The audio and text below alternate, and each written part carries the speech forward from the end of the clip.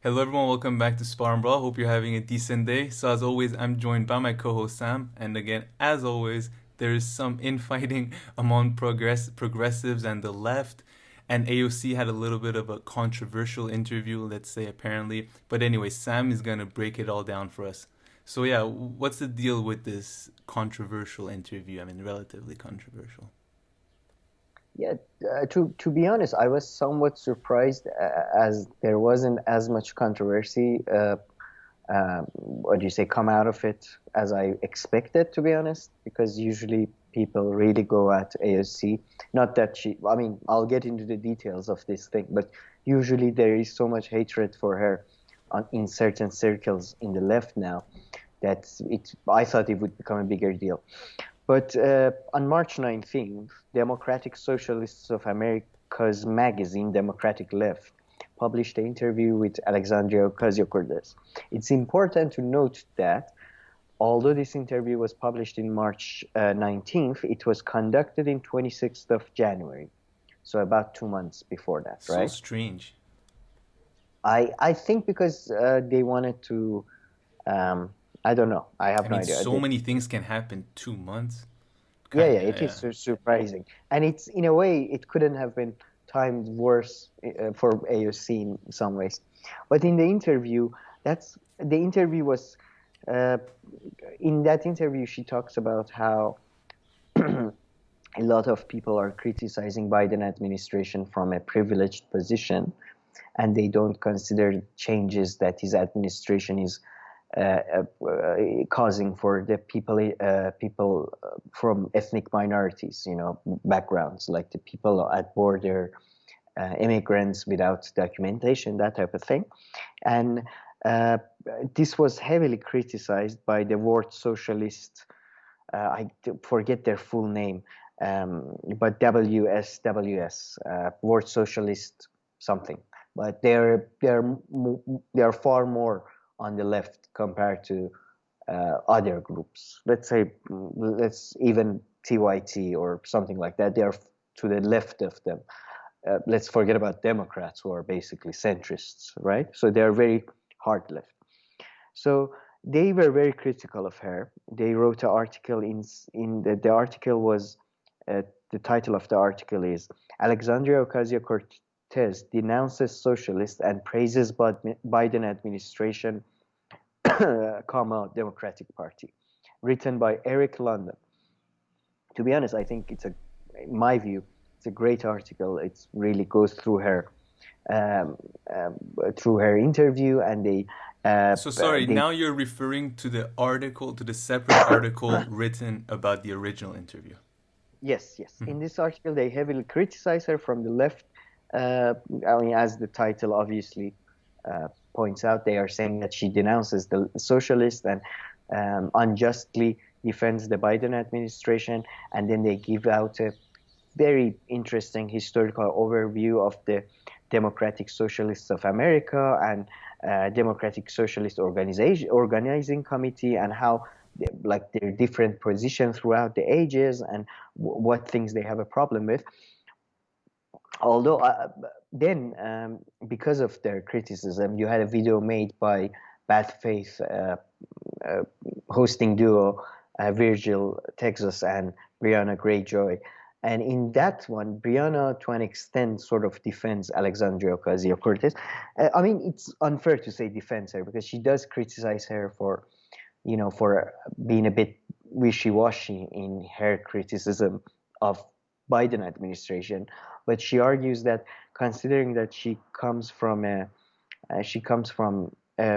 ethnic minority background, and in her communities she needs to see like a lot of groups that have been working for socialist causes or that type of causes, they haven't been as active within minority communities, or they haven't been paying attention to them, or their makeup does not reflect the makeup of the working class in the USA. So, considering that, and then Alexandria Ocasio-Cortez, in one of her answers, explains that after I saw them coming into the communities and actually doing something, I I became more inclined to join them and trust them. So Brianna Greyjoy says that. yes, she denounces some people for criticizing the Biden administration, some socialists, but she doesn't really, she doesn't criticize all socialists, or socialism for that. And considering her background, it's natural and it's expected for her to be somewhat more suspicious of, certain organizations that are not focused on racial or political identity issues. All right. So to this extent, Brianna Greyjoy respects, sort of defends her, although she does criticize her to an extent.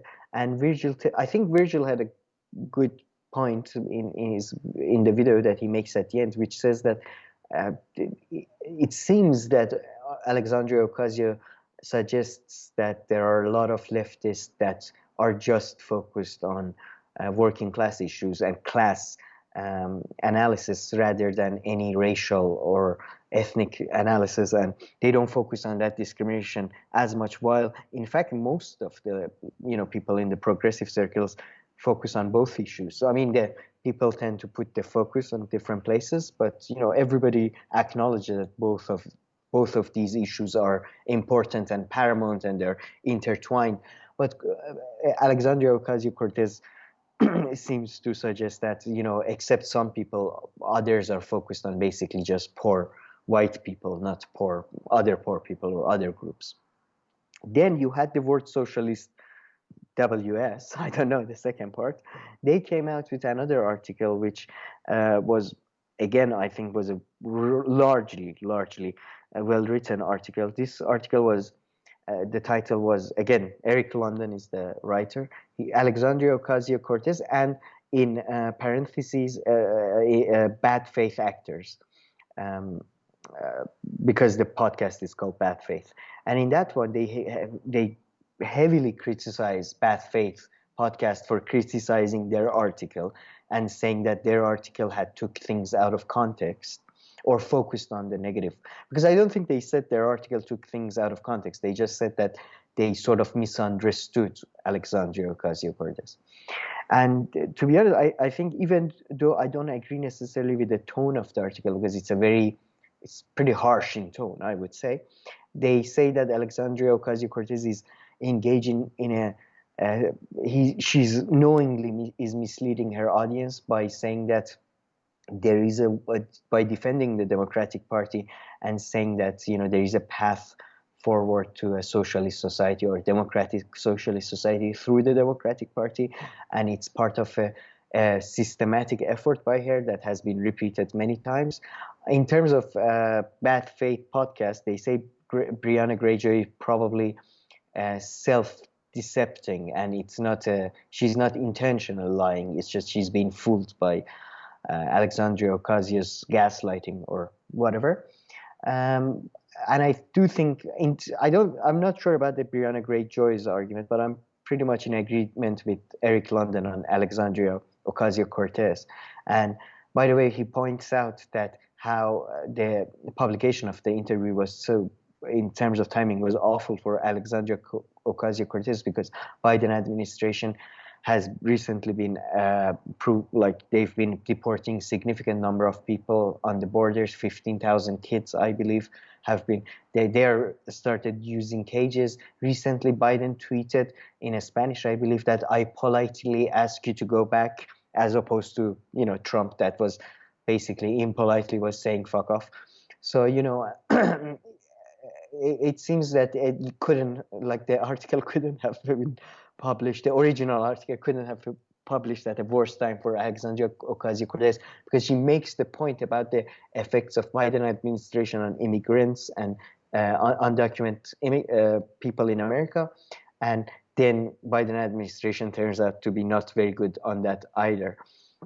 But I am, to be honest, a bit because I think Bad Faith podcast position is very close to World Socialist position, although they are far more academic. And let me read this, because that basically explain their positions better than I ever could. This is the last basically sentence and paragraph from the second article that criticizes the Bad Faith podcast for criticizing their original article. In any case, the hosts have faith in the Democratic Party, while the World Socialist website has faith in the revolutionary character of the international working class. Right? So they think that, they think that basically they're betrayed by Alexandria Ocasio-Cortez and Bad Faith podcast. But I think it's just the only difference they have with the Briahna Greyjoy and Virgil Texas is the fact they think that Alexandria Ocasio-Cortez is basically lying and being intentional about defending the Democratic Party, while Bad Faith podcasts are sort of saying that no, she's been genuine, she's not lying, and she may have a point in her interpretation of the events. I tend to agree with the word socialist more, but I don't think it should cause a massive rift between the, let's say, more hard left of the party. Like I hope they invite Eric London to their podcast or something, maybe have a more in-depth discussion. Because I do think it's important to know that people like Alexandria Ocasio-Cortez are genuine or not, because even if you agree with something that somebody says, if they're going to change their mind in a couple of months, you can't really trust them. And to be honest, I do think if you read the original interview, she does engage in, about racist issue. They call it dog whistling. I think we should come up for a term for like when they try to connect leftists to, basically she says that people who criticize the Democratic Party are either privileged, people who are just living in fantasyland, or they are basically potential racist Bernie bro, that type of thing, that they don't care, they just care about the white people, and that type of thing. So I do think she engages in that type of tactic that she kind of implies stuff rather than just right out say it. But yeah, that was an interesting update, and I think another evidence in the whole Alexandria Ocasio-Cortez is a sellout sort of, argument. Yeah, another point. She's a bit all over the place. But I guess right now she again redeemed herself a little bit. I guess like just the past few days with the whole infrastructure thing, because she's saying that Biden's infrastructure plan and stuff is not enough at all, and it should be 10 trillion instead of 2 trillion. But hasn't it passed? No, it hasn't even passed whatsoever. The only thing I know so far. So what? Oh, sorry. What was that budget conciliation? They passed something that minimum wage wasn't part of it. That was the relief. That was the COVID relief. Oh, all right. Okay, all right. So yes, okay. This is an infrastructure one. This is an infrastructure one, and yeah, apparently Biden is proposing 2 trillion now, and then maybe in a few weeks he's going to propose a second plan, and AOC is saying that's not enough. It should be 10 trillion or something like that. But yeah, AOC just is it opposition or virtue signaling again? Because I have a feeling when it comes down to it, she'll vote for it again. Or yeah, no, exactly. I mean, I don't know about the whole voting situation and where it has to go, who's saying what, or I think the Senate and then the Congress and all that. But yeah, AOC is hard to read. Yeah, hard to read sometimes these days. But I mean, one thing that I definitely have an opinion on is that you're not going to change the Democratic Party into a socialist party from inside. From inside, she can achieve some stuff for some groups. Some people, some might be hugely beneficial materially, but changing the Democratic Party to socialism, I mean, it makes no sense. They would have preferred Trump to win than Bernie, because Bernie and socialism have nothing to do with the Democratic Party. They're so far away. One of the things that the word socialist took an issue with very significantly was that in the pages of Democratic, I'm quoting, in the pages of Democratic Socialist of America's official magazine, the Democratic New York's congresswoman claimed the Democratic Party is being radically transformed and called it privileged to criticize Biden from the left. I read the full paragraph of that, but she says that the whole party is being transformed and being turned into a more... How? And that may be true for maybe true for some people. Like there are arguments made by Ryan Grimm and others that Chuck Schumer is moving to the left because he wants to keep the Senate. Basically, he wants to keep the position that he's been vying for many years, and he does realize that these policies were popular policies that won in Georgia. But those signs seem very. I mean, even if you could argue that for maybe Senate, it's very hard to argue that for the Congress or for the administration, it's pretty much impossible, because Joe Manchin was arguing for $4 trillion relief package, and I think like Biden is to the right, is acting to the right of Joe Manchin. So, I mean, this administration at least maybe I don't know, maybe she knows something about the party grassroots that we don't, but yeah, it doesn't look like it at the moment.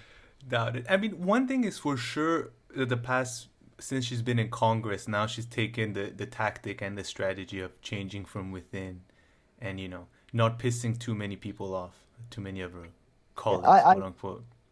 I think I think this was on Bad Faith podcast as well. There was an interview with Chris Hedges, and I think they literally asked him why is she doing that, even though it's so low risk if she doesn't, if she go, for example, it's very low risk for her because she's not, or that was the question, she's not as entrenched because she's such a new congresswoman, so she doesn't have as much, interest in basically supporting the established system. And Chris Hedges argued that if you don't do that, they'll destroy you, and she has understood that very well. They'll go after you in the mainstream media, they sort of exile you, kind of like Ralph Nader and that type of thing. So I still don't, I mean, maybe they would, but I don't think at the moment they can do that to her as much because she's so popular and all that. I agree with Briahna Greyjoy a bit, because she was arguing with Chris Hedges that she doesn't have as much to lose, and her base would support her if she goes on a more radical way. But I think, as Chris Hedges argued, she thinks at least that she will be crushed if she steps out of line, and she, so she doesn't. Yeah. I mean, they would definitely come after her, but then, whether the way that they come after her would be enough for her constituents to then, be fooled because she's so popular, that I don't see. I have a feeling she's going to get basically screwed by both sides in the end, because she got screwed by the Democratic establishment in terms of like committee chairs and all that. And then next time in the election, I'm not sure if people are going to be as excited to show up for him.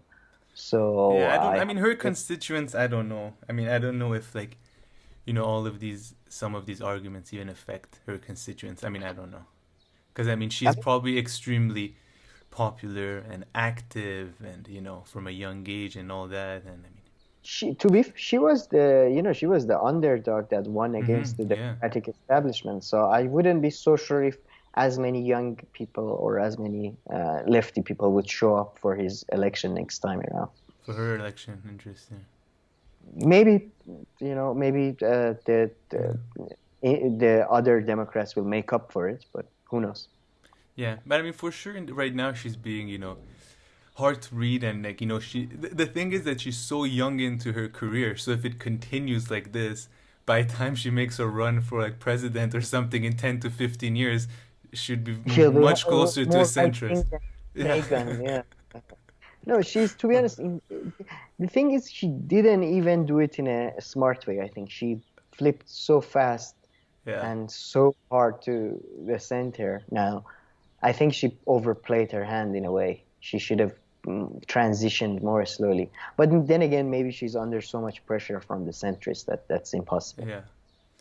Well, let's see from the comments of this video if people watch enough and what they think. They tend to be opinionated when it comes to these progressive things. So let's see about AOC. But I mean, just one thing though, this is very small, but I would have been so pissed if I give an interview and you release it 2 months later.